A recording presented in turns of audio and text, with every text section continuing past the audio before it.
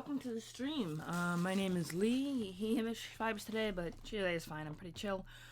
I am half an hour late for my own stream. So that's fun.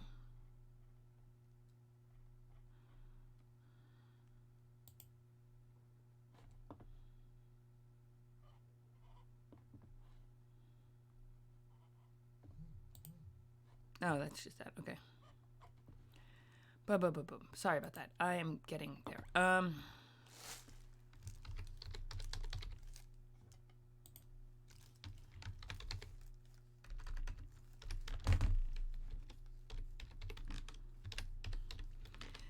So I'm half an hour late for my own stream. My name is Lee. I mentioned that. The reason I'm half an hour late, though, is because I was filing my taxes. And I did not keep track of the time. But on the good news, my taxes are filed. So, there's that. And we got this up. Okay. So, it is,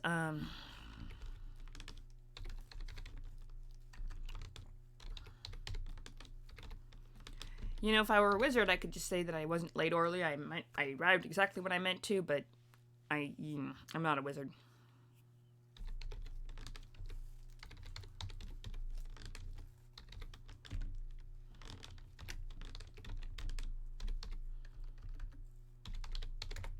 Cool. So, I got that up. Fun stuff. Okay. Welcome, one and all. Let's see. Today is Tuesday, right? And I haven't eaten breakfast yet, so... Actually, no, I had a little bit of breakfast, but it's noon, and I haven't had anything else today, so... I'm eating during the stream. Hopefully that doesn't upset you. If it does, I'm sorry, but I do, still a regular thing. So, hang on. No, that's another thing for later. In the meantime, let me gather up some interesting, why don't, let's see. Why don't we start, let me look up something. We'll get with,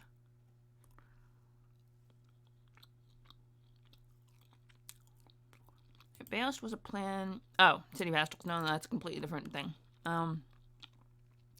So, Expectus Primus was opened more recently than Dark Heresy shenanigans. So, the question then becomes, should I open up Dark Heresy? No, let's open up the Dark Heresy shenanigans and see what we got with it. Right? I'm gonna open both.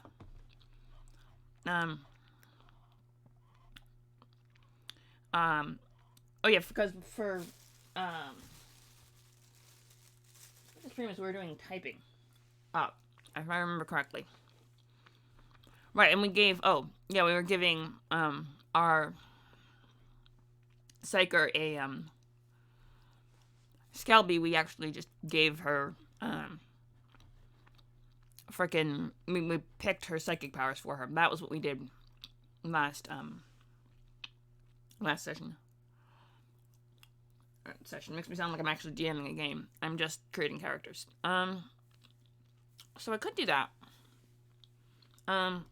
That's where we are on that front. Why don't, and then for the, Expectus Primus, we created, we never actually figured out Magnus Cutter's,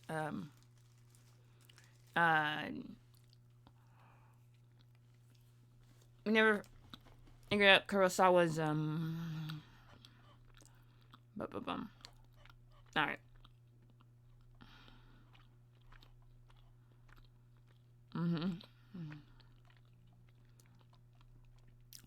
We never actually figured out the implants, is what we never did. I mean,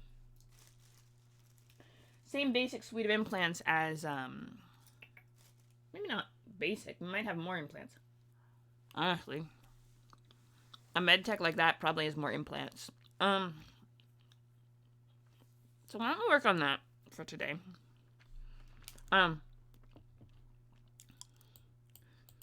Oh, the fact that she sent me a frickin',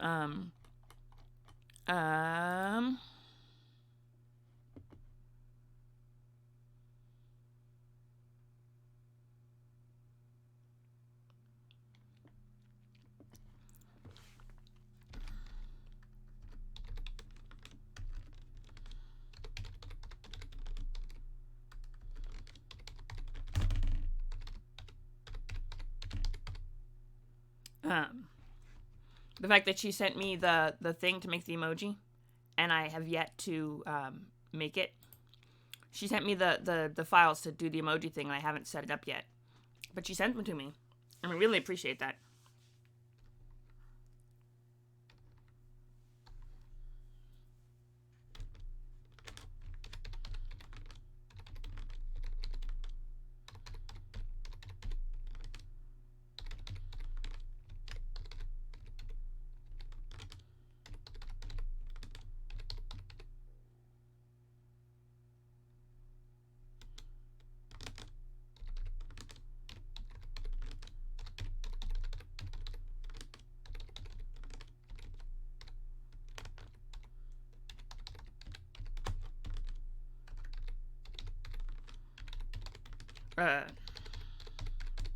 Okay, sorry, I was trying to explain a thing to some. Yes, I did get that, and I don't know what to do with it.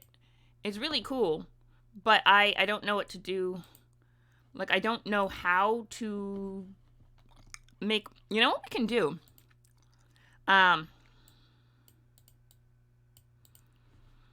was very nice of her to do that, and, what we're gonna do, I'm gonna try something, because I know how to make, I don't know how to make, like, I don't have the tech skills, because it's really pretty.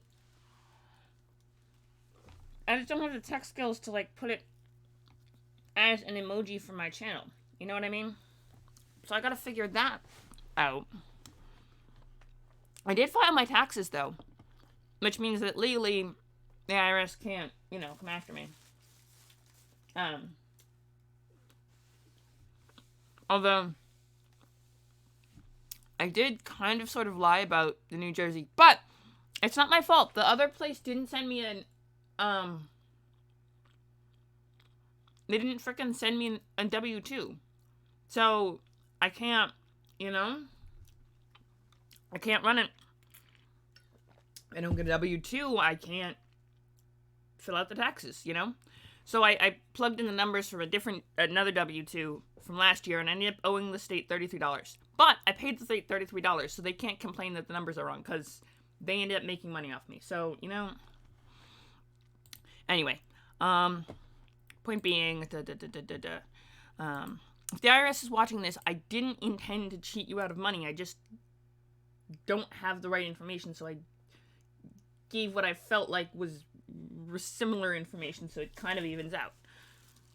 Like, I made roughly the same amount of money then working there for half the year than I did for, you know, working last year for that. So, you know, it comes out even.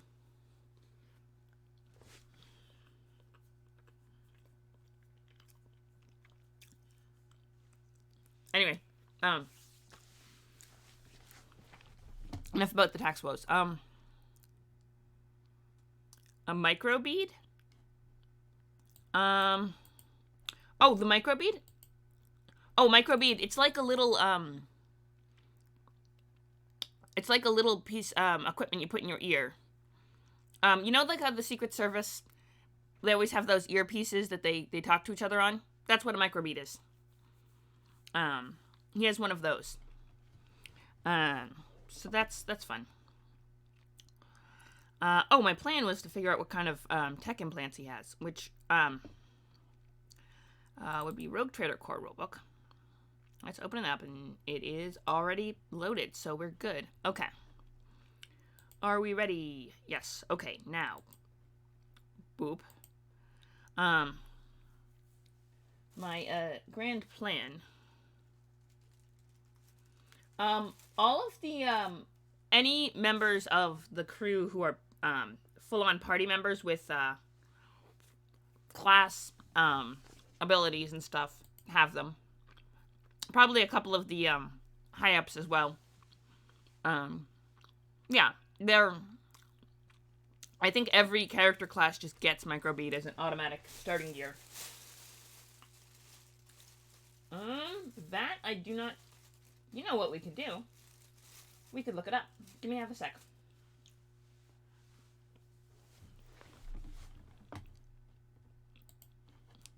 Dolphins are important nutritional supplements for not eating, so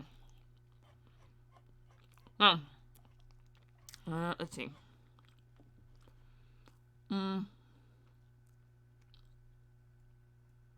Weapons.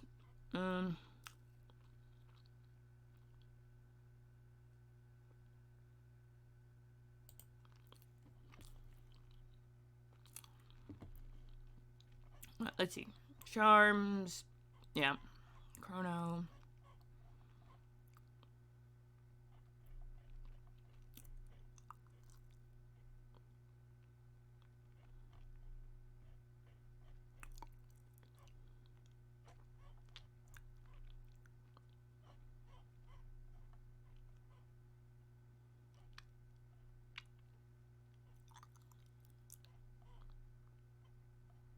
Void suit. Void suit. Does not. Oh, fuck. Come on. Sorry. Bailey's being. There you go. You happy? Sorry, Bailey was being finicky about charging. And if they don't charge.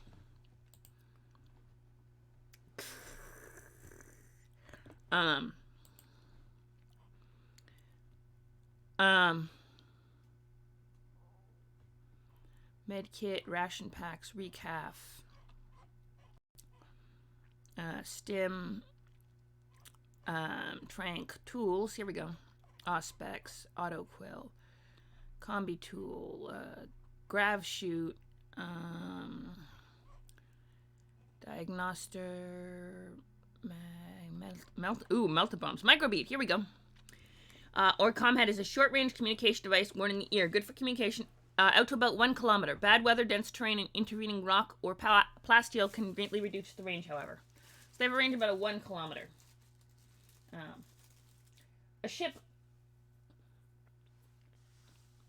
isn't much larger than 1 kilometer, though. So usually you can get someone on a microbead within the ship. Oh.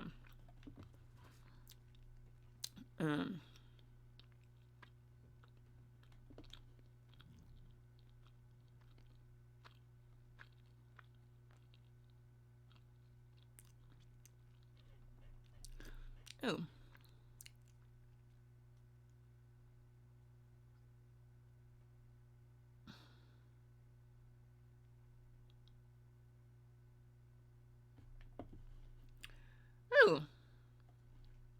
Religious oratory or inspiration and an imperial audience. So if you want to talk to the, if you want to try to convince people you're holy or give them a expiring blessing of the God Emperor, you get a +10 if you have a copy of this text, which is kind of cool.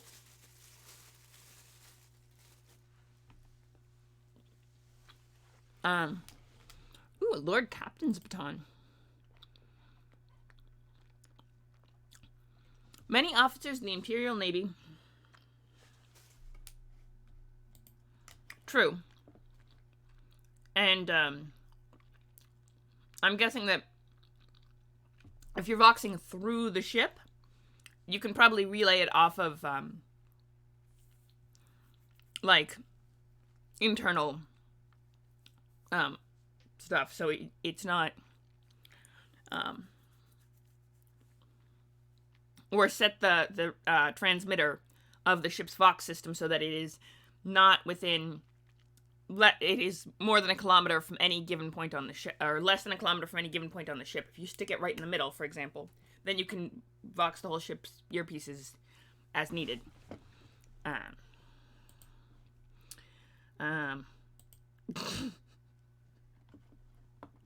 I mean,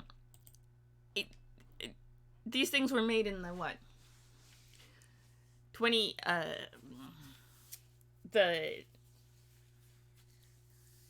8th, 10th, 20th millennium.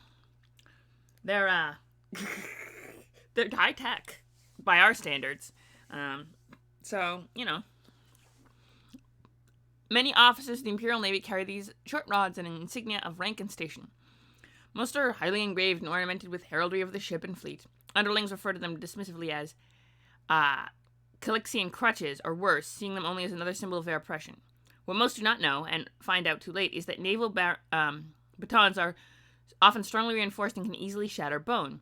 Some even contain specialized micro-cogitators data vaults. For example, the bridge baton of the rogue trader ship Acheron contains the code prayers for the bridge machine spirits. It is ceremoniously reinserted into the main helm station as part of each shift change, an elaborate ceremony of phrases and counterphrases. Failure to properly perform these rituals results in the lockdown of all command system, meaning a means of preventing piracy or mutiny. Dang. That's true. That's true.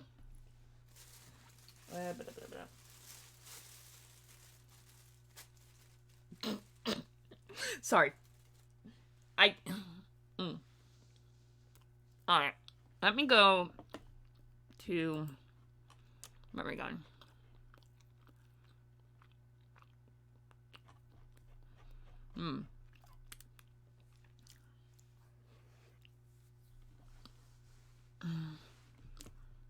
Ooh. Cyber familiar. Aerial machines, fashioned in the shape of avian predators. Grapplehawks are an unusual form of cyber familiar used by some Adeptus Arbites squads and wealthy bounty hunters. See page 357 for details. Once launched into the air, Grapplehawk glides in search of its target before swooping down to strike with metallic claws and stunning electrical discharges. Potent internal supersensors provide enough life for a Grapplehawk to carry a man's weight through the air for short distances. Suspensors. Okay.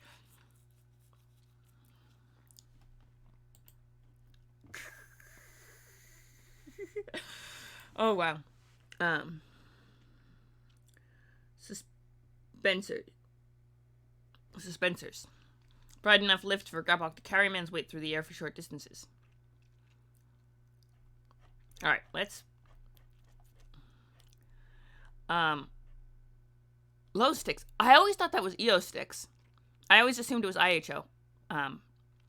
Low sticks are common with the Imperial Guard troopers and many menial workers. Each roll of paper tube contains a second, mildly narcotic and addictive plant-derived substance, which is then lit and roasting smoked and inhaled through the tube. Generally, they're cigarettes, although... Muzzle tough. It's the Tuesday, that's the, not Tails Tavern. Was it Tails Tavern? It's the one, Sparky's one, right? With the Castles and Crusades? I think it's Tails Tavern. I pop in sometimes when I'm, get back from work. So, you know.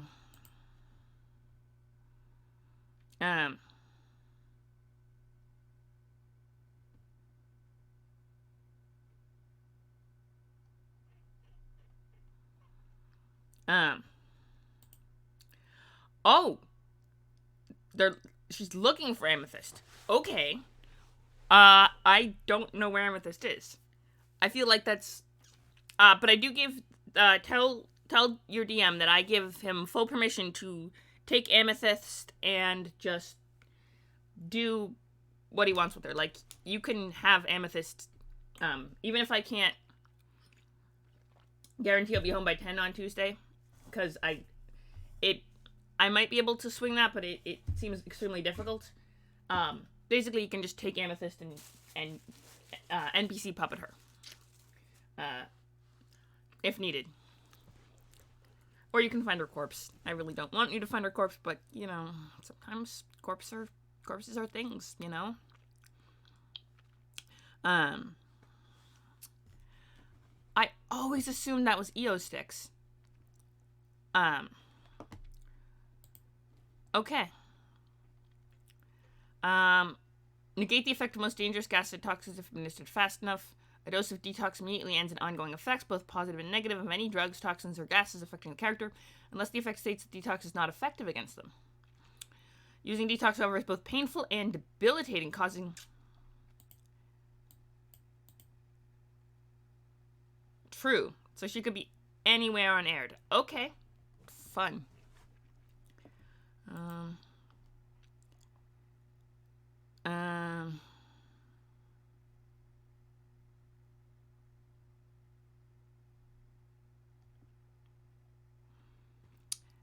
Both painful and debilitating, causing such an unpleasant side effects as vomiting, nosebleeds, and great voiding with the bowels. Ugh. Upon taking a drug, a character is stunned for a number of rounds equal to 1d10 minus is toughness bonus. Is up to 0, less means character suffers no ill effects. Alright. Sounds fun. Survival suit.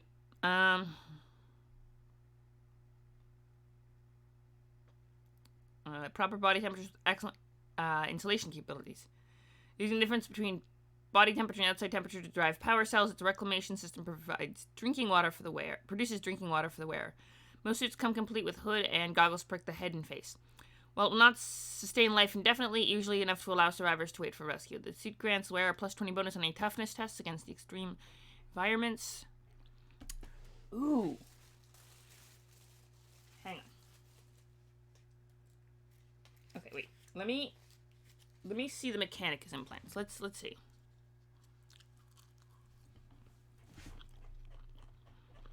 Hang on. We're gonna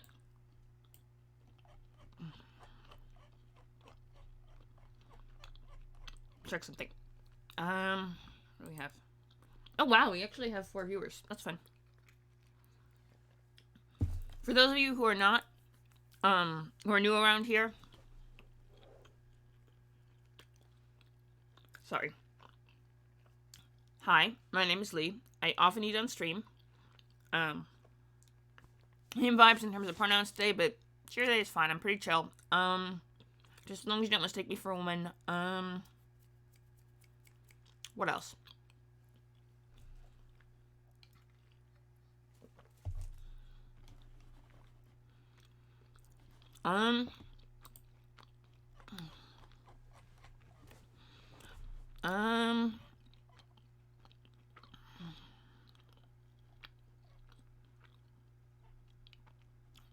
What I'm gonna do is, go to, hang on, Explorator. Ready? Okay. Also, read aloud time, because for those of you who don't know, also feel free to say hi in the chat.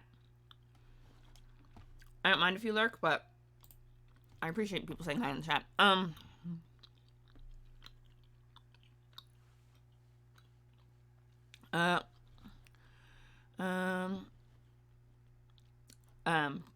Another thing I like to do, for those of you who don't know, I like to read out from the source books because they're often very interesting. So let's do it. If it gets boring, let me know. I can cease the reading aloud, but it's quite interesting, I think. It's a lot of fun. Alright. The quest for knowledge drives the Mechanicus to the stars. Forgotten archaeotech and uncatalogued celestial phenomena await. The voice of the Omnissiah awaiting to be witnessed. I mean, you know, that's cool. If we do have a lurking Time Lord wife, welcome. But yeah, I make no secret of Explorator Engine Seer Akula. Here we go. You ready? Part adventurer, part warrior, part emissary of the machine cults of Mars, Explorators are tech priest, bionically attuned adepts, bionically augmented adepts of the Adeptus Mechanicus. Their function is to travel into the depths of the unknown and unearth the ashes of the past in order to acquire knowledge and secrets for the glory of the Omnissiah. That's the sign of the cog, which is the cult can you see? Sign of the cog, which is the Adeptus Mechanicus equivalent of the Aquila, which is the two-headed eagle, which is this kind of like the sign of the Aquila. Symbol of the Empire's power. And yes, I do know how to do them. I'm a bit of a nerd. Okay. Let's see. Something of a breed apart in the cult Mechanicus, they are seen as a necessary evil by some of their fellows and a vital agent of the machine god by others. Explorators undertake their quest for knowledge across the stars, seeking out undiscovered data and unrecorded phenomena, forgotten archaeotech hordes, and unknown life forms. All Mechanicus research stations, exploration ship, and outposts any distance from a forge world are likely to be manned by explorators. It is also the sacred function of these intrepid, or foolhardy, individuals to delve into the unexplored reaches of the galaxy, either as part of great Mechanicus-backed fleets or by attaching themselves to rogue trader houses to carry them into the beyond in search of both future and, more importantly, the past. The lost achievement of mankind's dark age of technology soared far beyond anything that can be made today.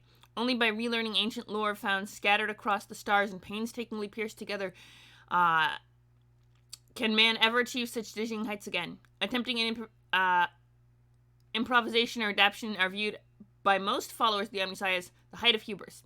Imagining what one can set oneself above the knowledge of the ancients without risking their deadly sins and dark fate that led to the horrors of the Age of Strife is pure folly. Explorators themselves tend toward greater independence of mind and inquisitive thought than adherence to the machine cult in more sheltered roles, and they often have their own secret agendas and arts far beyond those with more pedestrian peers. Many tech adepts, particularly of the more junior and provincial variety, regard the explorators as dubious outsiders, prone to stray beyond the bounds of the arcane dogma and rigidly adhere to precepts laid down by the inviolable teachings of the machine cult. Whether or not this is true, it is undoubtedly the case that amongst the adherents of the cult Mechanicus, it is they who are the most likely to be exposed to the prescribed technologies of the alien and the sins of the dark past. In truth, explorators are on the front line of perils few can understand. More than a few explorators who, in their desire to uncover secrets of the universe, have fallen prey to some Xenos dogma and turned from the rigid doctrine of the 8 universal laws, have become corrupted by warp-twisted enigmatic code, lost their souls to the abyss of chaos, or have simply been driven mad from knowing too much.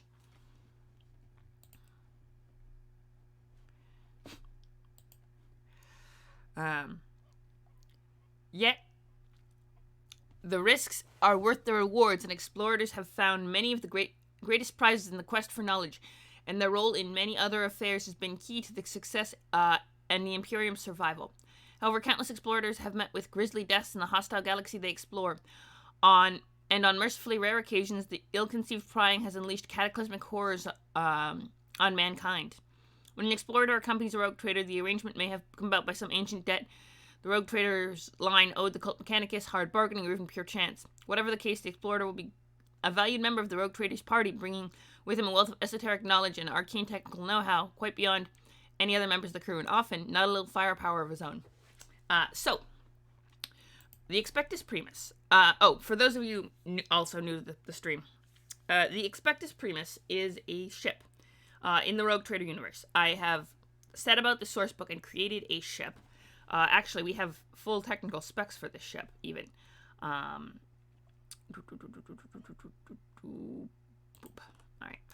Yes, we have full technical specs for the ship. Somewhere on this list of stuff. And there are quite a few tech priests aboard. I think we have number of explorators on board is 1, 2, 3,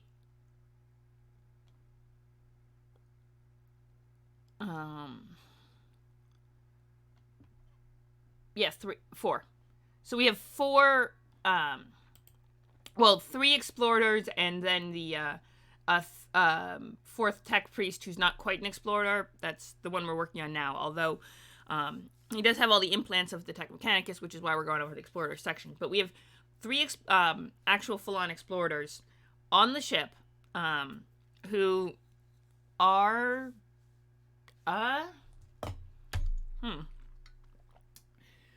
there's an interesting backstory for them. So the ship actually has an ancient relic called a teleportarium, which is ancient technology from Dark Age technology that no one can recreate, which means that it is very rare indeed. Which is why when they rescued an explorator vessel that was doing archaeological digs in a war zone with orcs that got ugly, they sent several explorators to stay on the ship and, keep an eye on things. So they actually have quite a few explorators. Many of whom were press ganged into exploratoring through other means. It's actually quite interesting. I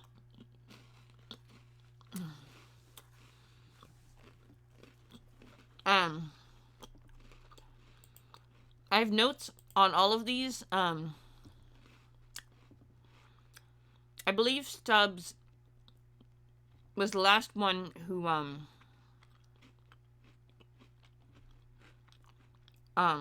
I put in the here. Let me show you the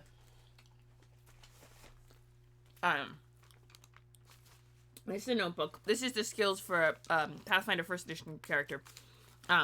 There were others before this, and the pages have been falling out. So I usually do type up streams every once in a while to try and do that. A lot of the Rogue Trader stuff though is in here. For example, Zio, who I think we started typing up.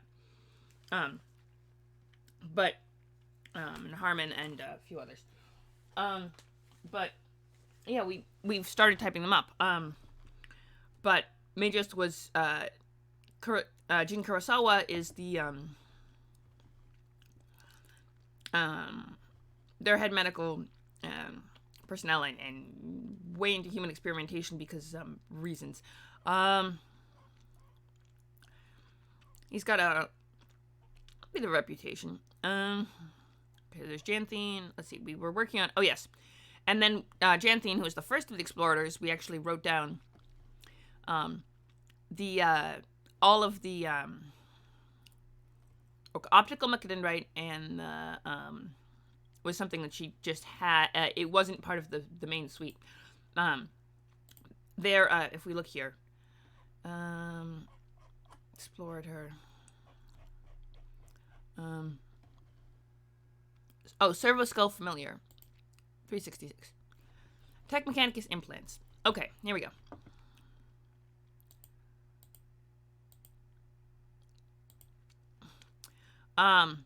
These are the basic suite that all tech priests get.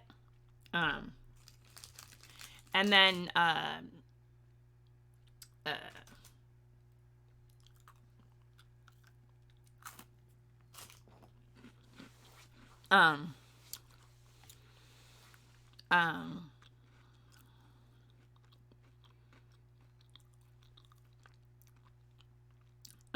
yeah, and it's different things that allow you to port the electrograph lets you port your brain directly into your nervous system, directly into machine data ports, and they take many forms. So what I did with Janthine, I forget that I have to put this up separate.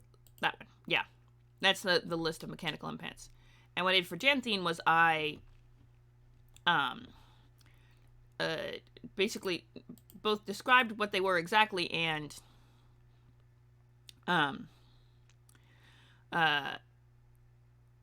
small box embedded in her wrist. There's an input jack and an output cable with 1 foot of coiled length. So she has input and output. Hers are built into the wrist. Now, because every explorator is built slightly differently, and all the implants are done slightly differently, Kurosawa's might be very different. So what we're going to try to do is type up all it gets and then add the exact details of the implants, and then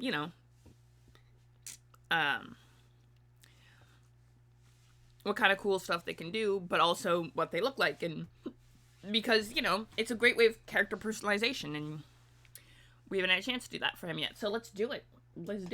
All right.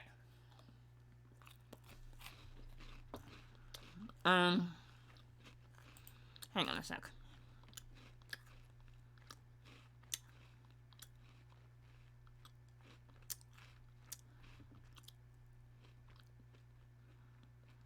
Alright. The optical mechadendrite is something she has with Onus. So cranial circuitry is the last one, right? Hang on. Let me check something, because I think what we can do, if it's a little easier, yeah, Potentia Coil, and within the Cyber Mantle, right, we just put it with the Cyber Mantle, because the Cyber Mantle, Potentia Coil's the power source, the Cyber Mantle's like the bracing that goes on outside of it, so they kind of go together, like you can't, but what we did is I'm going to take all of these, because not the optical mechadendrite.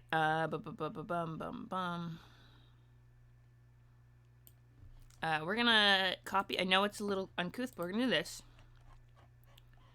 And we're going to go all the way for the implants. And then we're going to go here. Okay, electrograft. So then I'm going to take out the specifics of Janthine's stuff. Elect 2 inductors. Ooh! Skin grafts that appear as tattoos. We never figured out what her cool tats are.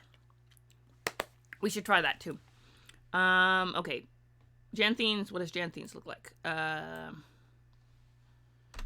We'll work on that in a minute. Cranial circuitry, and what does that look? Okay, so this is the basics then of what we got. Now,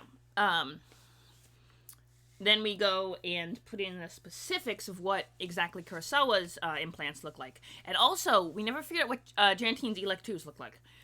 Which are like tattoos, but they're cool skin grafts that actually do siphon power from the nervous system, can also emit power or siphon it from other sources. So what do your Elect 2s look? Because that's...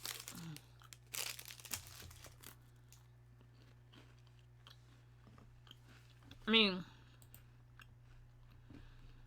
Okay. Me and whoever else is in the chat, too. I know you're working on the render, but... You're hypothetically not the only one in chat. Well, okay, there's 2 other people who hypothetically are around, if they want to pop in. If not, then yes, it's just gonna be me. But, you know. Let's see. We're gonna... Let's start with... Okay. So, let's see. So, this guy is Kurosawa, male-leaning NBA sexual, he's got he's got really good fellowship, too. Oh, he was noble-born and zealot, unnerving clarity, dark voyage, renown. He wants to be famous for saving mankind from,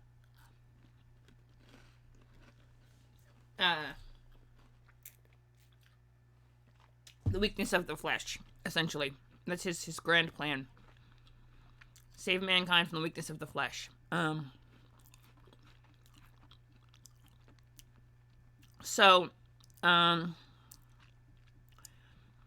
think his just is an entire, like, USB.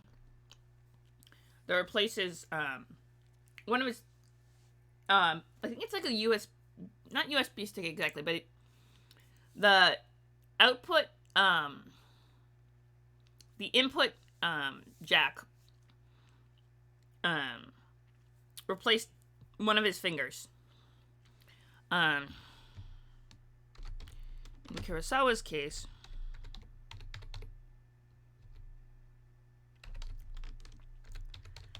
the,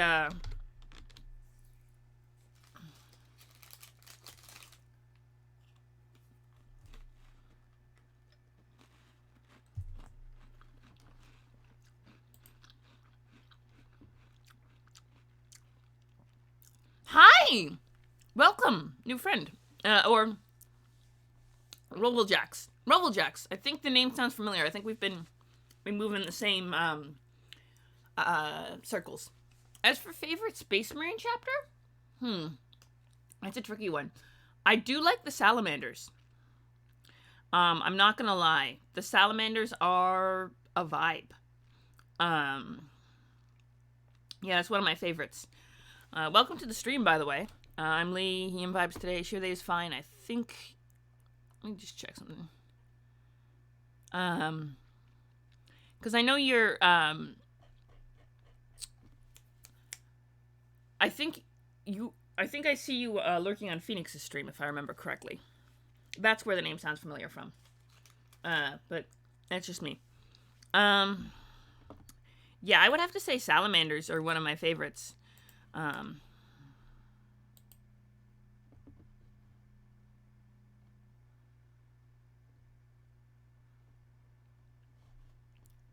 Okay, fair enough. That is fair enough. But although, yeah. Oh, the Adeptus Mechanicus. Yes. Oh, yes. We are doing Adeptus Mechanicus. So a note on the Adeptus Mechanicus. Oh, so I should give you a quick background. I don't know. You clearly know a little bit about Warhammer 40k, which means I don't have to do the lore dump. Let's see. This is 366. Okay. So if we start at the beginning, Fantasy Flight Games ran a series of role-playing games, starting with Dark Heresy. They did Only War, which was for the Imperial Guard. They did the Space Marines one. Rogue Trader was for Rogue Traders. Dark Heresy was Inquisition. Basically, they let you play as Warhammer 40k characters in the Imperium, doing Imperial stuff and getting into shenanigans in the 41st millennium. So I been using the Rogue Trader rulebook. Fantasy Flight Games, they did lose the licensing rights in 2017. So, shame. But they are still pretty cool, and you can still get copies of the books if you know the right people with the PDFs and ask nicely. You can't legally buy the PDFs anymore, but you can buy hard copies. Some of the art is also really cool. Oh yeah, the Based on Dark Heresy. Cover art is Andrea Uderzo. Because freaking she did a good job with that. So this was 2009. Yeah, so what we've been doing is creating a set of... No, not that. That one. Yeah, there we go. What we've been doing is creating a set of characters. The Expectus Primus is a ship. We actually have the specs for the...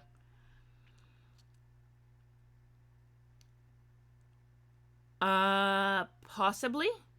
Oh, the Ultramarine. I actually watched that movie. It's not bad. Well, it's okay. John Hurt, though, played the demon.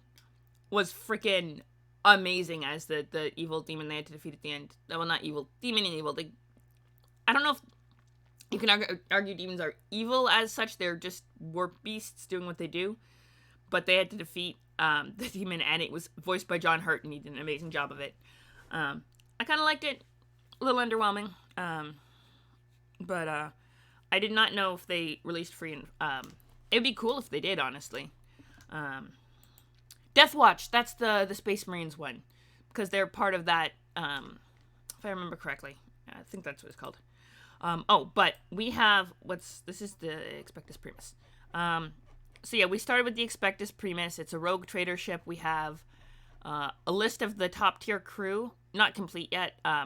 So I've just been designing characters based on whole character creation engines for various members of the crew. We got a couple arch militants. We got 3 explorators, which...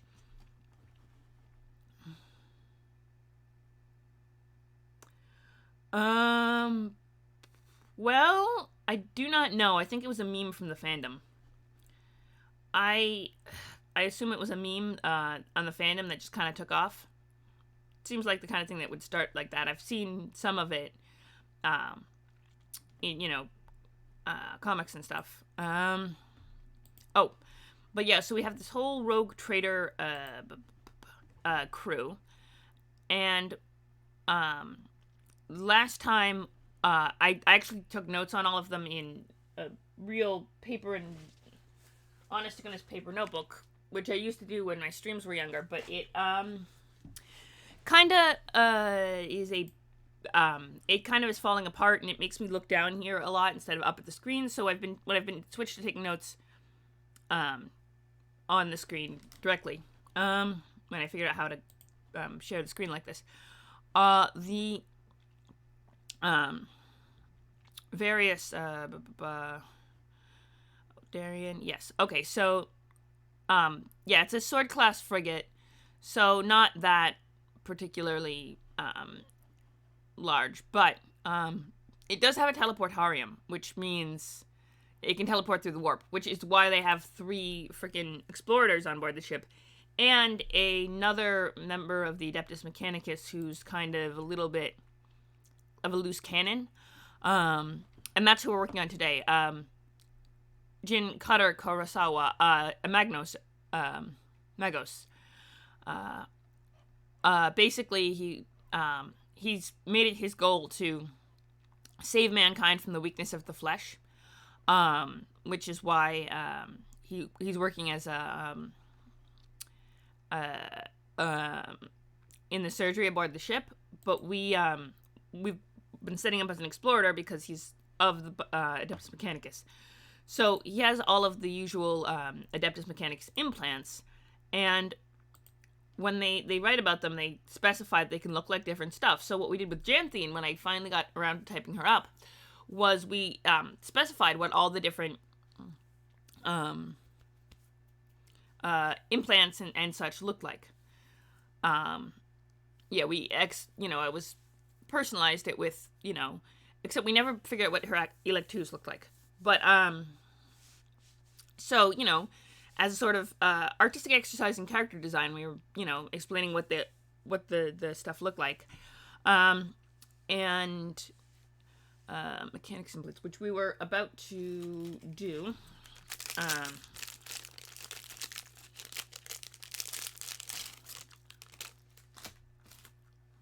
Also, I almost always eat on stream, so, be warned of that. And if you're not following already, I would highly suggest you do, but, no pressure. Oh, and the Discord. Which is,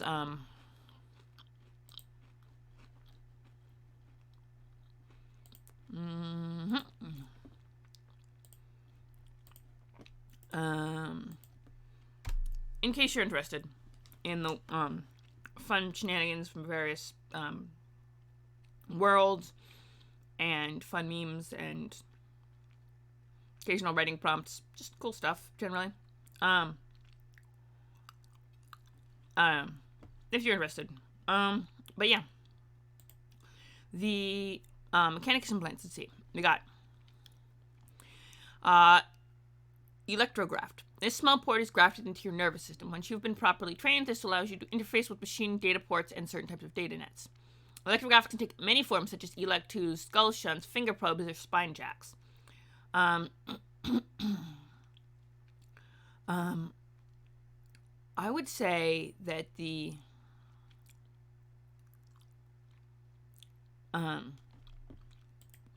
output jack that he has is probably it's probably on the index finger. It probably replaces the whole freaking, like, the whole, no, because he needs his hands, right? Like, as a surgeon, you would need your hands extensively, so that might not be the best idea, honestly. I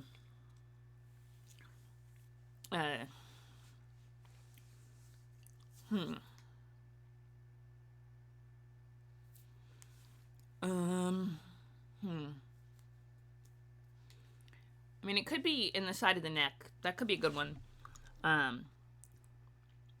Janthine's were put in her wrist, but she was more for subtlety. Her, like,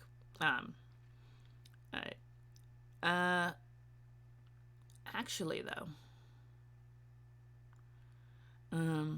if it came off the back of the hand, if you mounted it, like, right here, and then it kind of came up, yeah, it came up from the back of the hand, and you could just kind of put it in, and then the input is,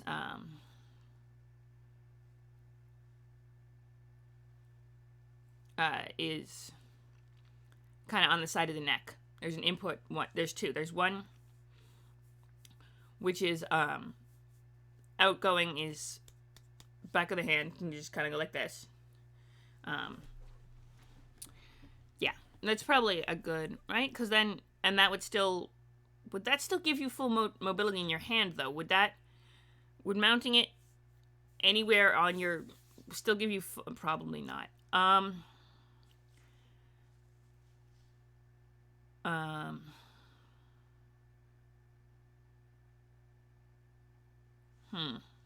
That's an interesting thought. I hadn't considered that. Let's see.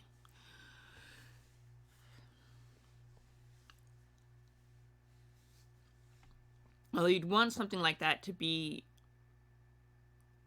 no, but you'd probably replace your hands anyway, right? With more delicate... I mean, yeah, if your goal was to... Yeah, you probably would give yourself more delicate... yeah, you probably want it on your hands. Just check in. Yeah, so it would probably be actually, see, if you were holding, it would probably be the ring finger, honestly, either the ring finger or the pinky. That's true. They could have other extra limbs. Is a whole... Maybe it's an extra limb. I mean, under the arm, like it comes out right, like here, and then it comes, like from under the armpit and then out. It's just kind of an extra, like it's like reaching out and plugging in, but you're reaching out from a secondary arm. That's a good thought. Yeah, because you can have as many limbs as you want as an Adeptus Mechanicus Explorator, really. You're not limited to the usual 4. I mean, there is some limit to the amount the human brain can control at any given time, which is a rule for mutations if you have a mutation with extra arms. But, no, it is definitely a thing. Maybe it's, yeah, it's a secondary arm that's just under, like, just at the top, probably mounted to the outside of the mantle, right? Hang on. Mantle is...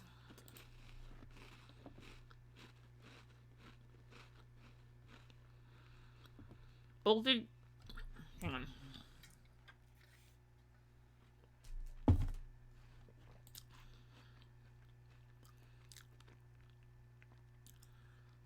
Kinda.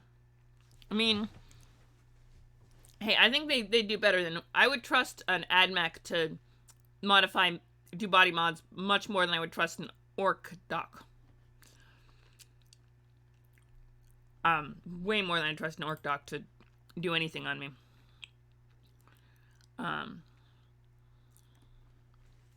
Those boys are... No.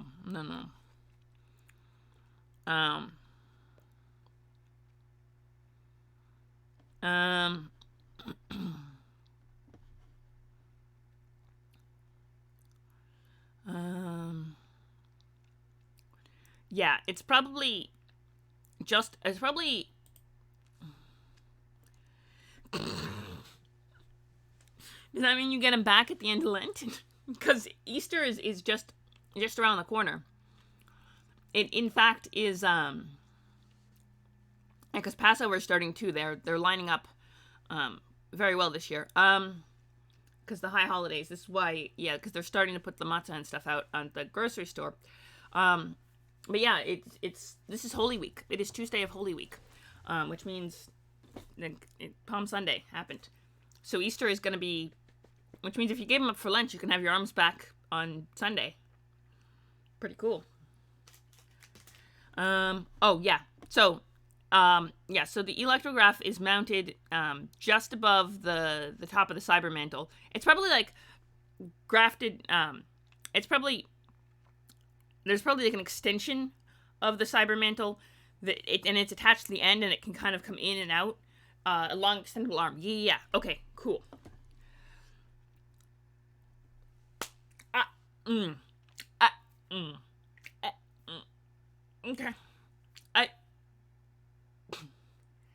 Yeah, true. The orcs, yeah, but but the mech boys, like, I wouldn't trust any of what, like, the mech boys, it only works because of, anything the mech boys built doesn't actually follow, yeah,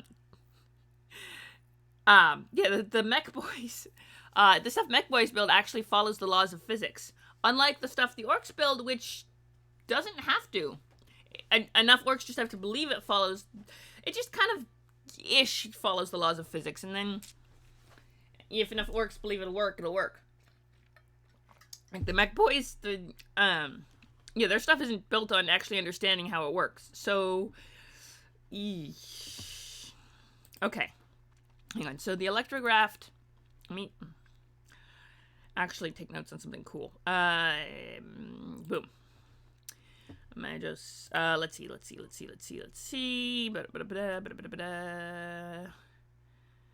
Implants. Oh, we have a rival. We still haven't figured out who our rival is yet. Electrographed. The electrographed is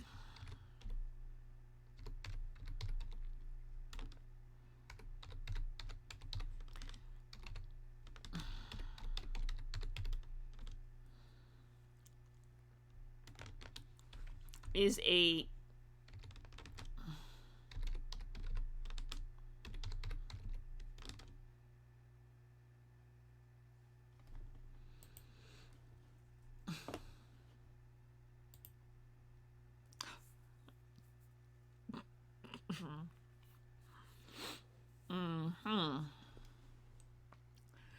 Oh dear. Oh dear. Blasphemy indeed. Oh, okay, hang on. It's a thin metal arm. Yes, thin metal extendable arm.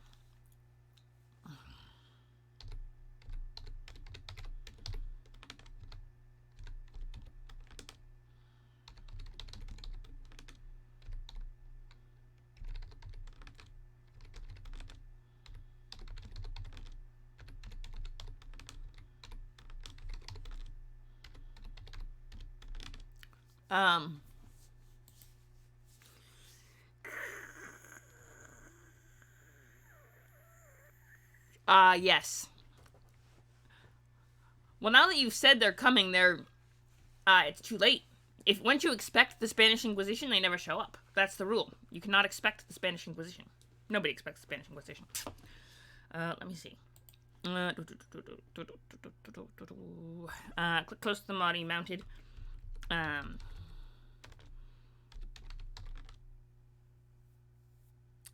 Just above the cybermantle.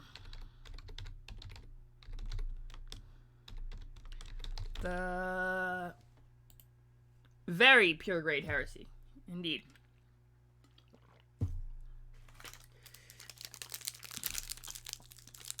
Well, I think since the birth of Jesus, I think God has a soft spot for puns. But, you know, that's just me. So he might forgive Sig. Maybe.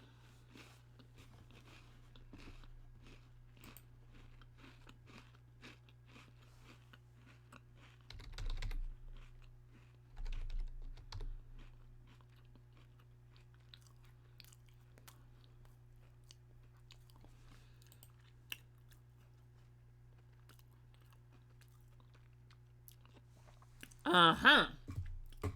That's the Imperial Inquisition, not the Spanish Inquisition. Two different Inquisitions.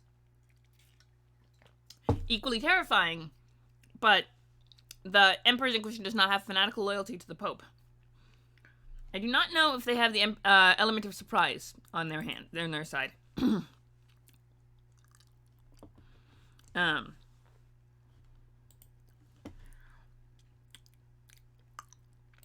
Let's see. On the right side, under the armpit.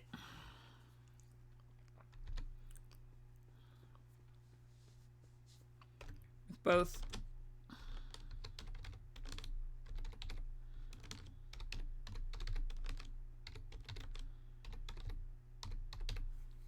input and output.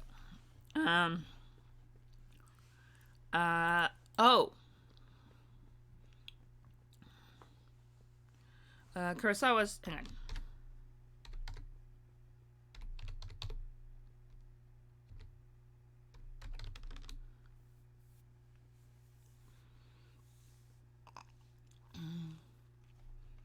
True.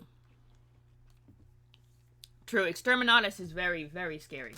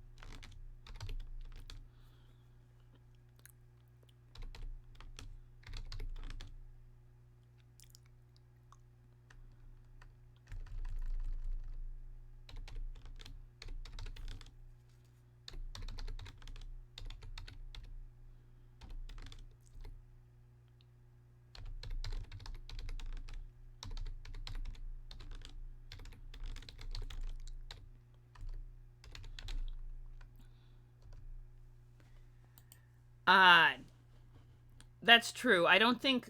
I think. I'd like to think the Inquisition is a little more. Has a little more discretion than that, but it's actually up to the individual inquisitors who have full reign to do whatever they want. So, an individual inquisitor might decide to. I mean, individual inquisitor could decide to, and none of the other inquisitors are really going to raise too much of a fuss about that. So, there's that.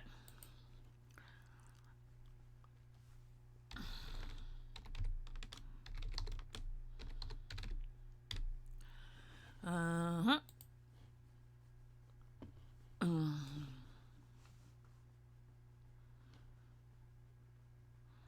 Okay, the respirator unit. The question is, what does it look like?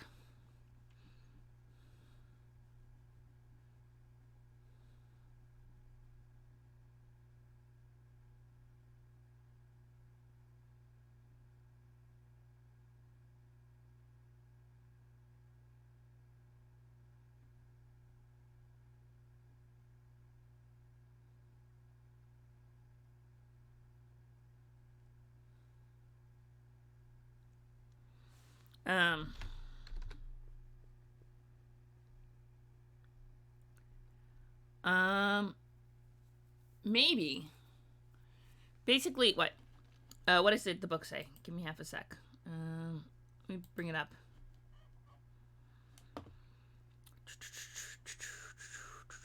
What could it look like? Because we got options. Let's see. Respirator unit.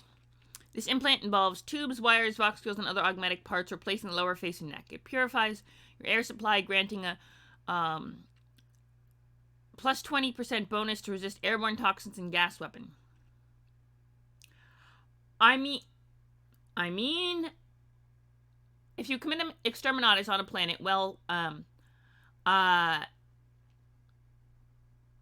if you commit exterminatus on a planet while the Inquisitor is on it, I mean, yeah, that you could do that. You'd have to kill the rest of everyone else on the planet too. But if you're good with extra casualties, collateral damage, then go for it.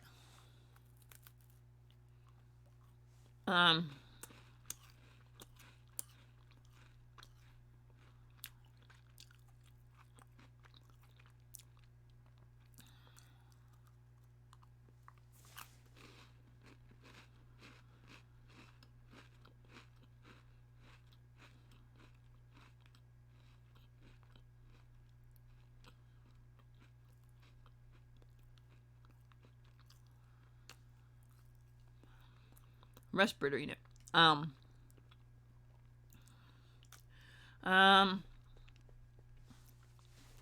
Let's see. Wires. Tubes, wires, voxels, and other augmetic parts, replacing lower face and neck. It purifies your air supply, granting a plus 20 bonus to resist airborne toxic weapons. The respirator unit also contains a Vox synthesizer capable of transmitting your voice in a variety of ways. Respirators can appear as simple grill units or intricate mask-like carvings. Bye, Rolljacks. Thanks for stopping by. Always appreciate new friends. Rolljacks. Bye-bye. Okay. Let me see. Kurosawa's looks like. What does this look like? What does it look like? Probably burnished black metal along the burnished black metal sculpted into the face, and then probably like exposed wires so we can rework the wires as needed, and kind of exposed wiring in the exposed tubing in the throat area, maybe. Let's see. Has burnished black metal, so has matte black metal.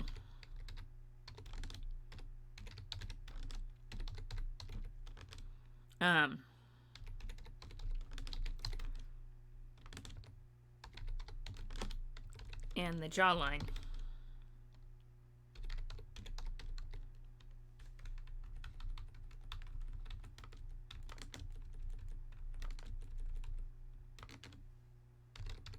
Shaped to the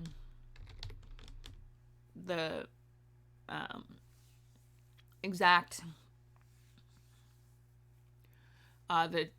the same shape as his face, but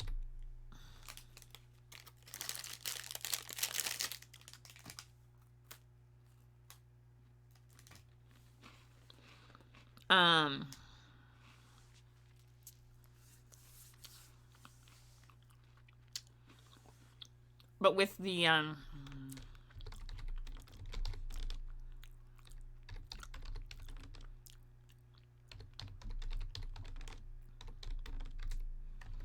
the neck.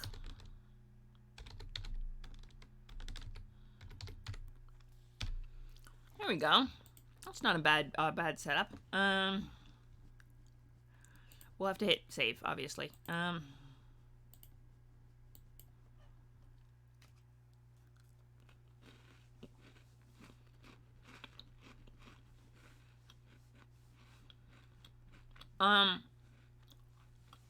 Cybermantle, the pentacoil, and the cranial. Oh.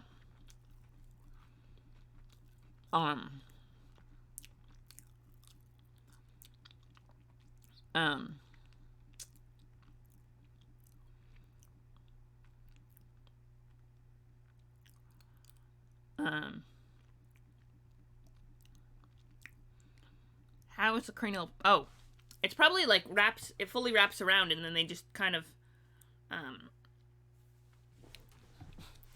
subtle shaping of the head. Okay, hang on. I got an idea for the cranial circuitry. Because he's got fancy boy. It's not just like a brick on the back of the head. His is kind of fancy and good looking. So what his looks like, are you ready? Is, oh yeah, for cranial circuitry. This is a series of linked processors, implants, and cortical circuits that augment your mental capacities. Most sit within housing bolted onto the skull, whilst others nestle within the brain itself. As you grow in the seriousness of your devotions, more and more of your brain that deals with useless things such as emotion and intuition can be scooped away to provide room for additional augmentations. Cranial circuits are often very crude looking and rather aged. But he has nice looking ones because he is rich. He's only got the money, so he could have the nicest stuff. These are fairly subtle.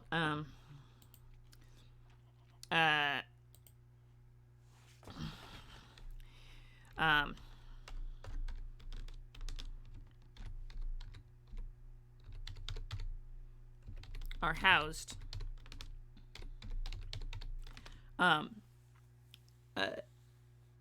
in a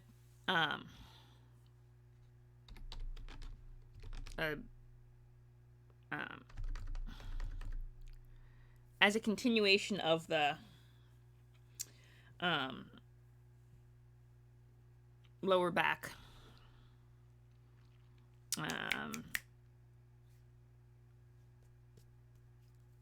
Sorry, lower back.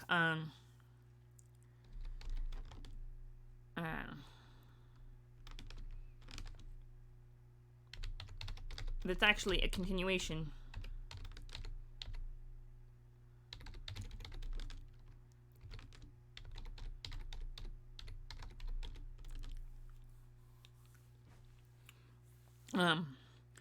of the metal of his respirator unit.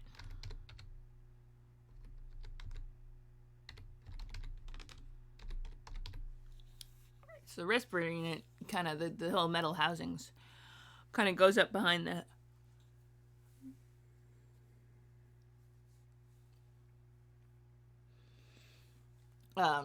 replacing part of the lower skull and the top of the neck, creating a smooth line.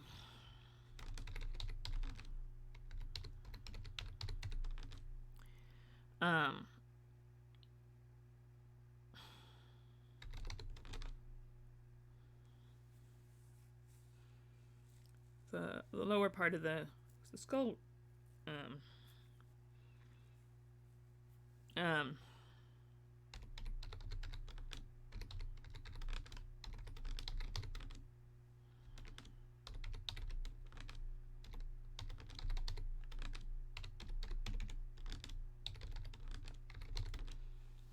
All right. Yeah. So we'll figure this out, and then we're gonna then I'm gonna do I'm gonna have to duck out because I already did freaking taxes today. I have to go into work later, but I do want to at least do a little streaming because, you know, I like hanging out with you guys, honestly. Oh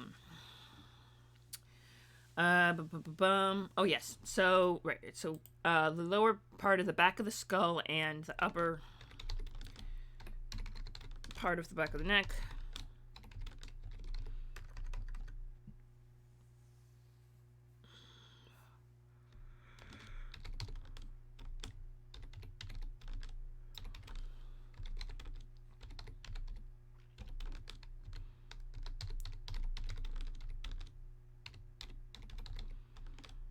Line. Extending. Extremely smooth line.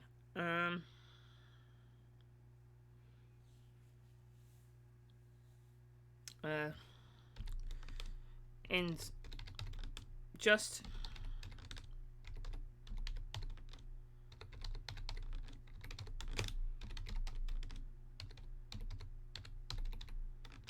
look to starts.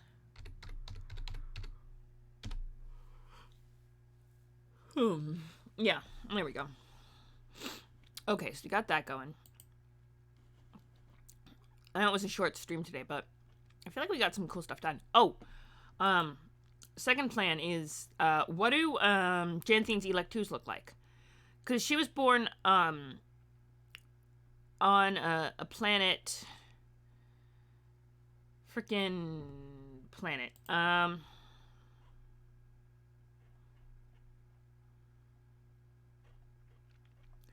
what is Janthine? Because, okay, yeah, that's Ziel. Wait. Yeah, that's Ziel. Okay, Oh!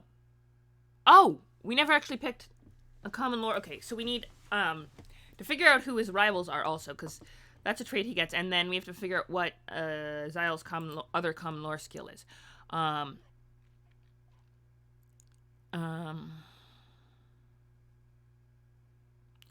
think he also gets, as having been press ganged, I think he gets some random extra skill that we never actually established. This is that. Oh, there we go. Yeah, so Janthine and what planet is Janthine? Is Janthine from Visceria? I think Janthine is from Visceria. Yeah. So, probably something aquatic in nature.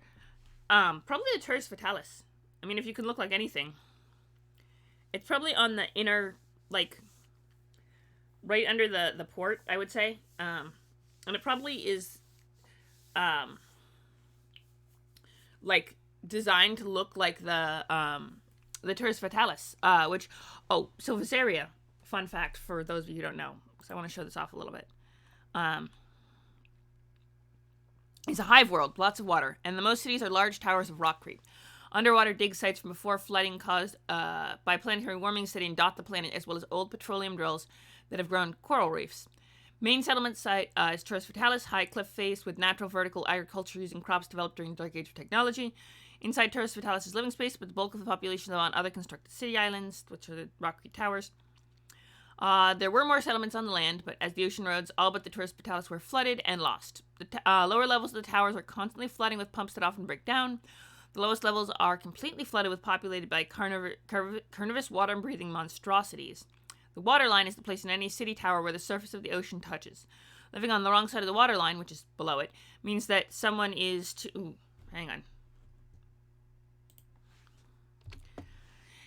poor to afford anything better.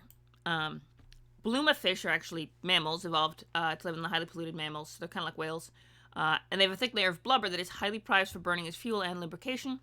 The top of Terrace Fatalis contains the planet's largest and most well-known temple to the God Emperor, and there are smaller temples to the God Emperor throughout all the towers. Extremely wealthy people own property on the top of the hive towers that are not Terrace Fatalis to spend time outside. Wealthy but not exceedingly wealthy people own shares in small member-only preserves. Those who are better off than average but can't afford top access will try to get homes on the outside of the towers and go for balconies. Travel between the tower hives is facilitated by ferry docks, with all lines running to and from Kelsadar, which is the landing site for the flyers, from orbital space stations run by a bunch of Reductus Mechanicus. Such ferries provide great work opportunity for lower-class citizens, because you get to be outside.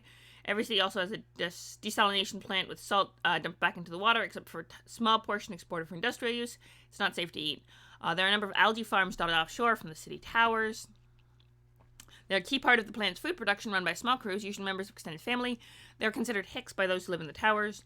Occasionally, nearby Forge World sends a handful of explorers to run archaeological digs on old ruins where that were flooded during the Age of Strife to find technological wonders buried beneath the waves. And then Janthine was living there in the towers along with her bae, Herman, who... And then they both got press ganged by the explorer fleet. He got put up on a ship, and she got sent out for other training. He ended up becoming a Void Master, actually. He got pressed into service of the ship itself. She got pressed into Mechanicus service, and they got separated and ended up back together on the what's the technical term? The Expectus Primus, when his ship was rescued. The reason I gave them that shared backstory, fun fact, is because when I rolled randomly for all of their what's the technical term? Their origin path.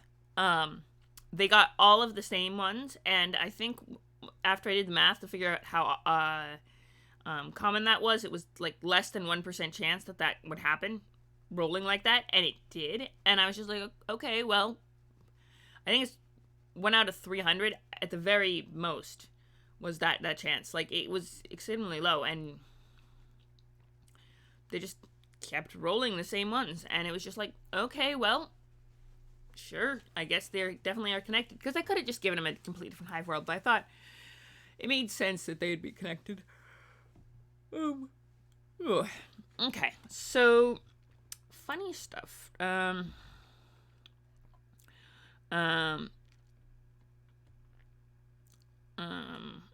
New Jupiter.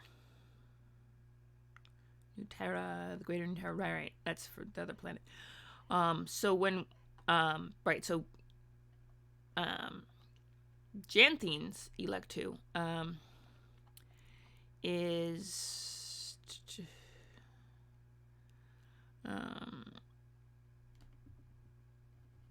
yeah.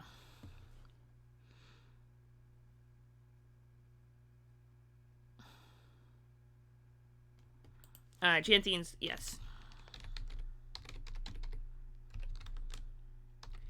is in the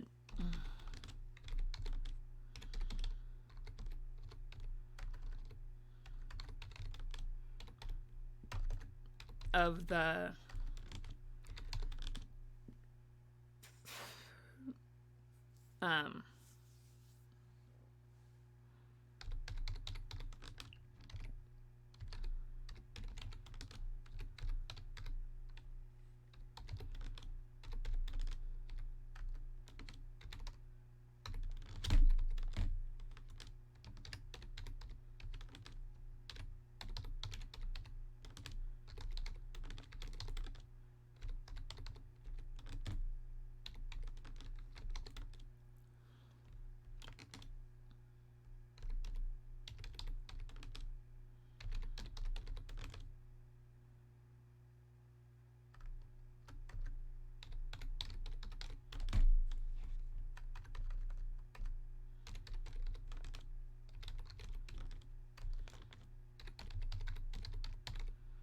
yeah. So it's got the kind of, it's like the big Aquila statue, and then the rest of the tower, and then you got the green, because it's got all the agriculture. It's pretty cool. I don't have best way to explain it. Maybe if I could have an artist who needs commissions, we could do something like that. But Yeah, and her, a thick choker with an Aquila design, and then the top part's the exact shape of her natural jawline, and plated in gold. And her vox, she has the vox that the most natural sounding voice possible. Yeah, okay. So we got that set. I could, yeah, I'm gonna have to crash. I appreciate you all coming. I'm sorry I was late. But on the other hand, I did have my taxes done, so, you know, I'm honest to goodnessly, set with that. And it's the 12th, so I had 3 days to spare.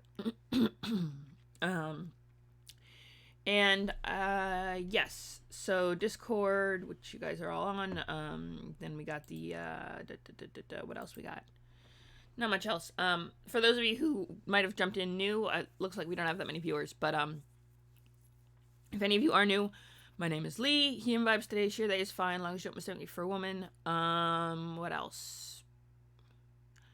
I stream world building and character creation from various worlds and things. We do 5th edition, sometimes 5th edition supplements. We like lore dives into that. We do Greyhawk lore dives on Mondays. We Tuesday and Thursday are Warhammer 40k days. Wednesday's my own homebrew world, which I'm usually doing type ups for. That's late night. And schedules on the Discord. Thank you for hanging out. We're gonna go. Yeah, we're gonna raid.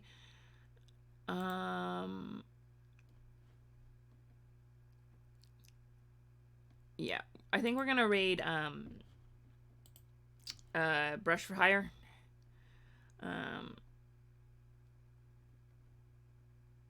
Yeah, we're gonna raid. No, we're gonna raid Hiphog TV, who's a fellow world builder who's doing something cool. Looks like so. We'll pop in to say hi to him. He's cool. Do come along for a good time. And I appreciate all of you coming. Thank you. All right, we ready? We're gonna go say hi to Hiphog, world building. Say hi. At least pop by to say hello. And then maybe dip, but show some support. He's good people.